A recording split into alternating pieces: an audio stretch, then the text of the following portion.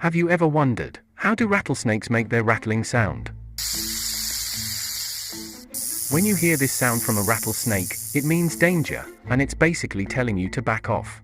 So how do they make that rattle, that sounds like a maraca? Rattlesnakes make this sound by shaking the tip of their tail, which consists of loosely interlocking segments that are hooked together, made out of keratin, the same material that your fingernails are made of. They shake their tail so quickly, around 50 to 100 times a second, that's why it looks like a blur, but when you slow it down, it shows how the loose segments move, and they basically click against each other.